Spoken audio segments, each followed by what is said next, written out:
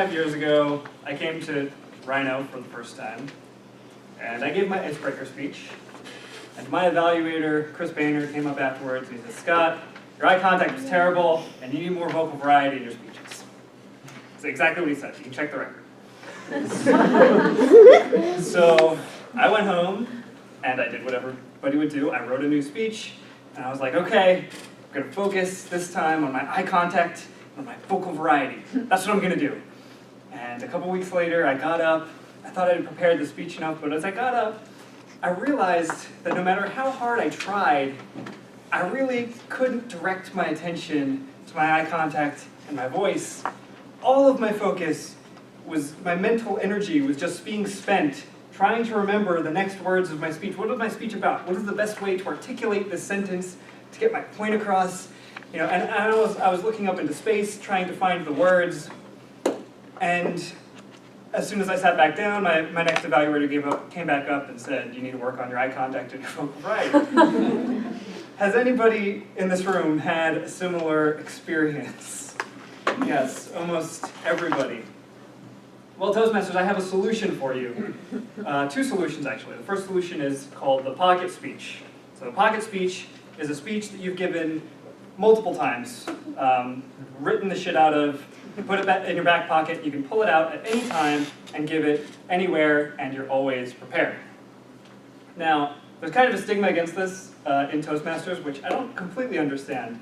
But whenever I tell people that I'm giving a speech that I've given before, I get weird looks. I told it to Jenna a couple weeks ago at the bar, and she rolled her eyes at me, like, oh, you're giving a speech again? The same speech? Everyone's heard this speech. And I kind of understand, like, oh, everyone's already heard this story, why are you telling it to them again?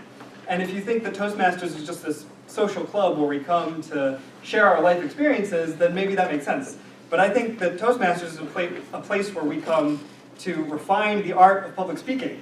So I'm not here to impress Jenna with a new speech, a new part of my life. Sorry, Jenna. I like to single out my evaluators. I'm here to develop my skills as a public speaker. And what having a pocket speech allows you to do is isolate all of those parts of delivering a speech. You won't have to think about the content of your speech because it's a speech that you've given 5 or more times. It's a speech that you've written, you've spent a good deal of time writing and preparing. And so when you come up here, you're not going to be thinking about what are the next words of my speech. You'll be able to pull them out of the air. It'll be really that simple for you once you've given it enough times. And so in doing that, you'll really be able to get up here and just focus, with laser-like precision on what you want to improve about the performative aspects of your speech. So if you want to give a pocket speech, what I recommend doing is right now, take a couple of seconds and think about the best speech or your favorite speech that you've ever given at Rhino. There's probably one that you've given in the last year that kind of stands out to you as like, oh, I gave that speech, it went well, I liked the message, it was easy, it was fun. Think about that speech, and tonight or this weekend or whenever you have time, go home and find it. Find whatever you wrote. If you don't write anything down, go find the video and just rewrite it. Put it down on a piece of paper and think about it. Look at it. Think about the message. What's the thesis of this? Is there anything I could cut out to make it more efficient? Is there any paragraph that doesn't speak to the main message of the speech? Do all of that stuff. Just clean up the speech, the written speech. Email it to your mentors. Email it to me. Email it to some other Toastmasters. Get feedback on it. But really do a good job preparing it so that the content, you want the content to be just clean, right? You don't want any garbage in the written speech.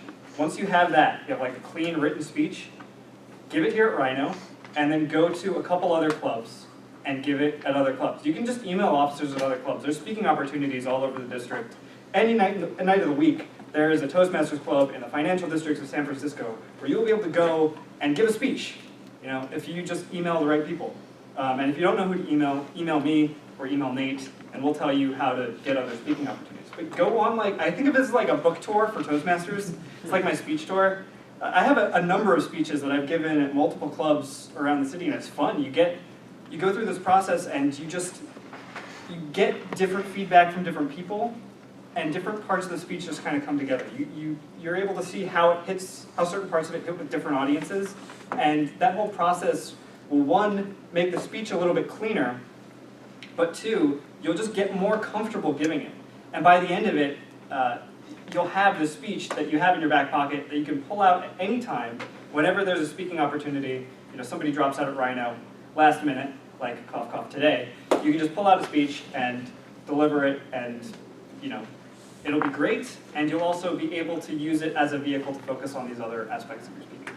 The second tool that you should learn is impromptu speaking, which is what I'm doing right now, in case you weren't able to tell. I did not sign up for this speech weeks and weeks ago. I signed up for it at 11 in the morning when I realized that 2 of the speakers had dropped out tonight, and I just emailed Andrew and asked for the speaking opportunity. So you can actually get up and talk just about anything for 5 to 7 minutes, and all of you already have this skill, and getting up here and doing it will make you a better speaker in other ways as well. So if you've ever gone to a dinner party and entertained people, where you just told a story for 5 minutes, then you can get up here and entertain people for 5 minutes. It's basically a table topics question where you get to choose the question, and you just have to speak for a couple minutes. Think about it that way. But I think these 2 tools are really at the center of what is important about public speaking, right? Because public speaking is all about the duality of these 2 conflicting ideas. You want to be super prepared and performative and theatrical in one sense, but in the other sense, you want to be able to be natural and make it seem like you're speaking impromptu, unprepared. You know what I mean? You want to be conversational and down to earth. And being able to resolve this contradiction is kind of at the core of what public speaking is really about. You need to be able to do both of these things. And if you have a pocket speech, you'll be really good. You'll learn to be really good at the performative aspect of it. You'll learn to prepare a speech down to the second. You'll know where all of your gestures are supposed to go, where you're supposed to drop the dramatic pauses, all of that crispy, clean stuff. And if you do impromptu speaking, you'll learn how to be down to earth, how to connect to your audience, how to be relatable. And both of those things are really critical for Toastmasters and for anybody who wants to be a good communicator. So write a pocket speech and accept impromptu speaking opportunities, and that will make you a better Toastmaster. Thank you.